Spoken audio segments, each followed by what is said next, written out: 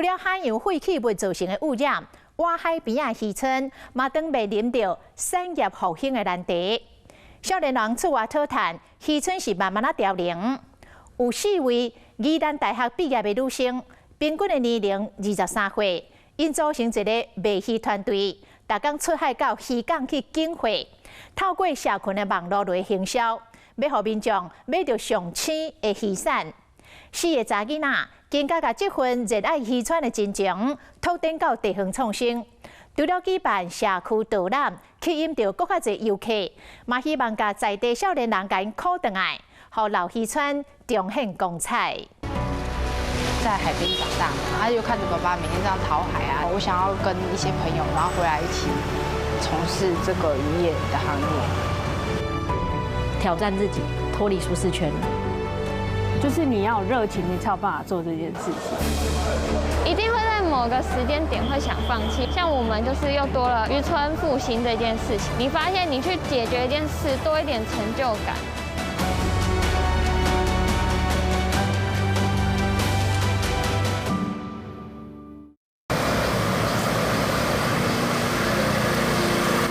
或者4点多，天才拍破光，依然劳动的行内底，渔贩啊准备卖鱼啊。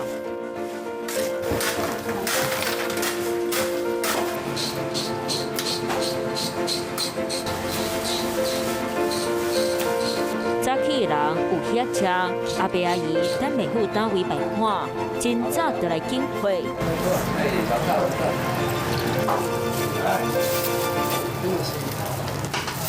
这是传统渔贩的日常，查某头家含员工无用，处处一集，加在有伊伫咧边斗3工。什么？然后2个头煮汤啊。上青的卖鱼仔妹，海鱼的脚手真美了，收效精明，人阁亲切。这个320，这个200，对，这个200，然后总共520。挂起红秀气面化，伊叫林晓彤，是头家查囝，嘛是最佳助手。认真伫咧店面后壁，才是这个小老板真正主场。你传给我第2单，你帮我寄，然后传到我那里。昨天用的，然后今天要出货给客人的。腿头、赤章、乌喉和肉质啊，照线顶的订单，甲鱼仔装箱，依然直送。帮我封。你会吧？好，然后把它铺平。好。这样吗？把那个把它铺好。来下去了。我们图案设计也是蛮可爱的，是老板自己画的，然后就是有种亲近感。装地先打专用 logo， 把鱼仔放入去，再个调真空。简单的包装动作，袂当摸唔着，那么看起来就真歹看。像是那个鱼不是有杀了有血吗？变成说你到底是要先冷冻再去真空吗？还是先真空？先真空的话，变成说它血就渗在真空袋里面，就会不好看。那我们去里面称好了。好，我们去里面称。我们去里面那个秤子上面称。好。哦，你的血。哦，它喷墨了。哦哇，你真的很不乖。不是都死了吗？它也是，它没有，它也是活的。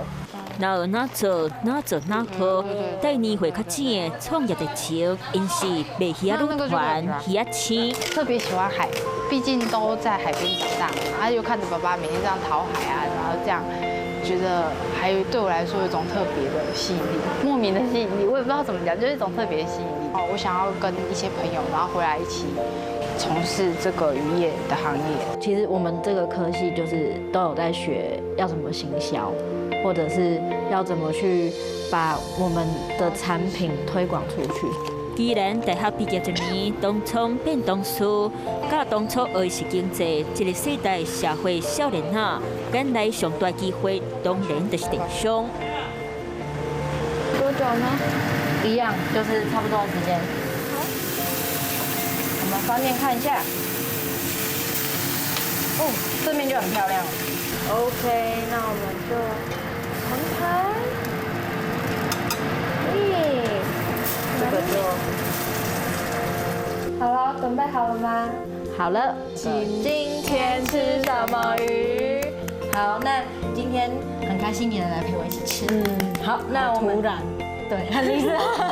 我们今天要吃的叫做木孔，夏季的木孔算是当季的。我主要是就是在做社群的推广，希望可以就是透过网络拍摄影片的方式，让大家直接去看我们直接实际操作。说，原来这只鱼可以怎么煎啊，怎么煮啊，更了解它，就更愿意去买。因为我们是希望说大家可以知道更多一些比较就是很老二的鱼啊，对，宜兰在地很老二的鱼啊。不然我们一开始做的时候，其实我们把就是一些像刚刚那些鱼啊放到网络上，其实大家都不敢买。不敢买的原因是因为他们不知道这是什么鱼，一开始我们自己也都不知道。所以是到最后我们在拍影片的时候，类似就是边做边学。人生唔捌想过会栽落鱼仔的世界。杨文珍虽然不是大学同好，却因为理念相仿，嘛加入团队。那我们是淋酱师是吗？淋酱师。好，那我们先把它翻面喽。线顶教煮鱼仔，嘛教大家来熟悉在地鱼仔。那像我们有 FB 的，我们叫鱼仔青线上鱼铺。那这里主要针对客群比较像是家庭主妇。想人气，才当担买起。线顶鱼贩的社群经营，含各种事务的运作，由单主题杨文珍含刘美婷分工包办。头前建筑会中这大金就交予头家林晓彤，不过为忙工程的压力，行过人上解清楚。当初的意见是。不要啊，就连就是隔壁就是隔壁的阿姨那种也说不要，你们以后那种小女孩啊，出去就工作啊，就是找个人嫁一嫁就好啦。她到现在还是觉得我在乱搞，就是还觉得不要用有的没有，我就是来这里卖就好，纯卖就是实体店面卖就好，不要去想那些有的没有的。看伊咧接无用啊，你敢会心痛还是安怎？会啊，当然会啊，女儿。又不是做男生的工，这是男生的工作嘞，很累嘞。女生做的话，真的会比较辛苦。像太阳大啦、下雨天啦，都要出来这样子做这个啊，每天都要忙来忙去，都没有赚到什么钱。就是要忙这个，又要忙那个，又家里也要需要帮忙，又帮不上啊。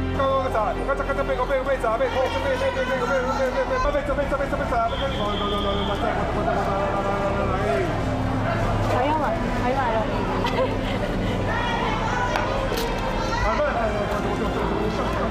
买了。261，1公斤啊，1公斤。实体含线顶行李等冰箱，一工晓动身体走纸，大溪鱼港保会由2位朋友到3工。不管是谁有章就可以喊。没有啊，你也是要办啊。对，像我的章给你盖也可以啊。他不会看人啊，他不看人，他是看章。也是要稍微认识的。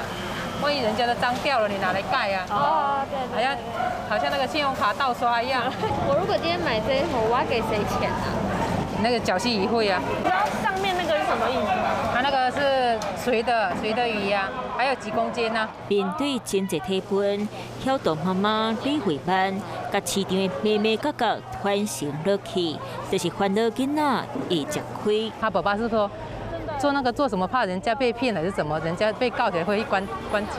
他们在一起是比较放心的，毕竟不是一个人出来。有的时候也是想他去干脆去上班，因为他做那个是读金融的，去银行找工作做啊。因为他书读的也不错。2021年毕业专题体会体验，为教育部创新创业比赛当中拍响第一战。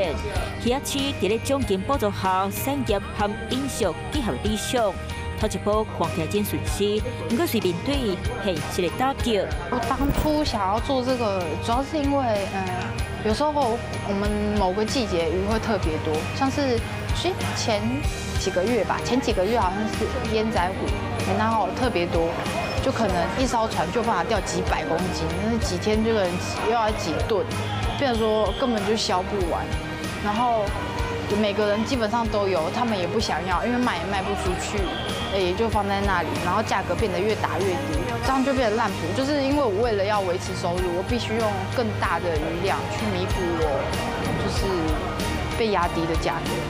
而且商场和学校当然袂当人做伙讲。我们一开始在卖的时候，就是真的说白点是赚不到钱。对，因为渔业的市场就是很竞争，网络上其实大家都有在卖。既然有这个阻力，你觉得现在你还持续的原因是什么？责任吧，我觉得是一个责任，就是你已经了解一半了，那你突然中途放弃，就会觉得不甘心。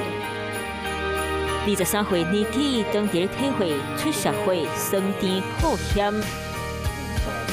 你这个年纪不是应该都在玩乐吧？我倒是比较听到他们跟我炫耀，炫耀说他们去哪里玩，我就特别想要去。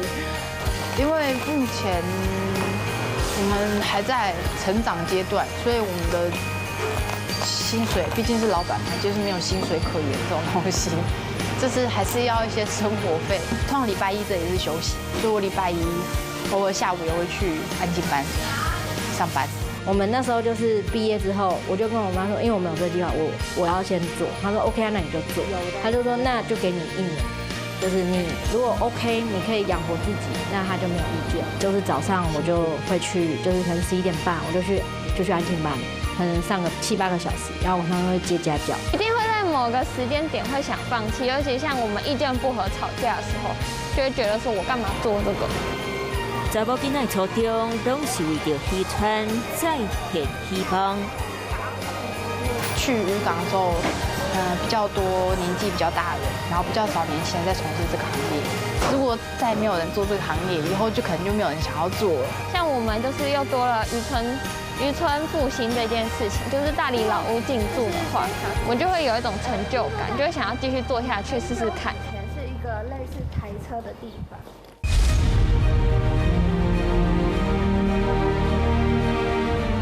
廉静的小渔船踩伫咧山含海交汇所在，这是宜兰头城的代理港，嘛是渔村创新计划起点。好景比袂过时代变化，火车车辆为滨海干道路南上北，袂搁再为渔天楼。较早咱火车咧行，会使讲火车咧行，叽迄铁路吼，叽安尼，啊，即嘛唔是啊，即嘛人迄种电行，改真济啊。过去老里老家敢若村标啊含柑仔店，陪伴无到100位，平均年岁70岁在地时段来讲，因会火烧。你讲你之前是掠鱼啊放年啊，早时啊3点就去1、2点去掠，阮来去海边啊掠鱼啊掠去卖啊。要打去倒？打去家人，拢家人看。经济形态变化，无法度支撑一口罩生计，老厝的损灯就亲像历史的缩影。我们来的时候是屋顶是坍塌的，然后屋况也不是很好哈。那窗户玻璃都是破的，然后也不知道是什么状况，但是这个外墙整个有水泥，也有掺杂一些海沙，那都剥落了。那我们当时就找了一些文史工作者来协助，来看看怎么能够把这个地方把它给复原。对指导教学脚步，今日来到修复了后的传统石头厝，才即马正做渔村的创新基地。苏醒过的人伫咧老厝内底规划渔船复兴，和文史具手真心跟啊。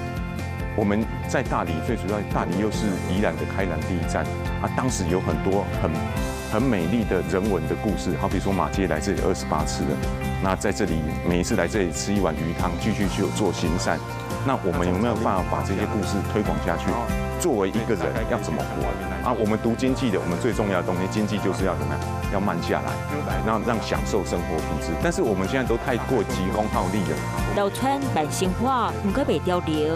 学者正看好头城国渔村，要看新世代要安怎服侍大人，愿意对外搁一摆拍开双手。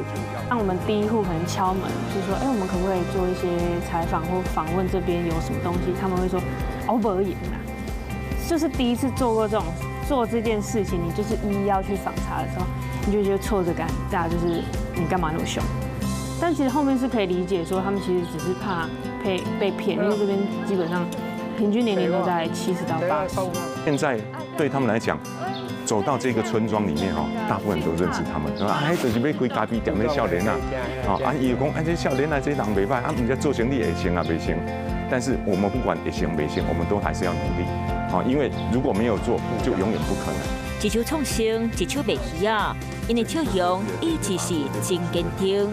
但是我们觉得，既然都已经决定要创业了，那我们就会继续做下去。现实跟理想的确会有点落差，也不是说快不快乐吧。我觉得就是你在做这件事情的时候，本身就是快乐，就是你要有热情，你才有办法做这件事情。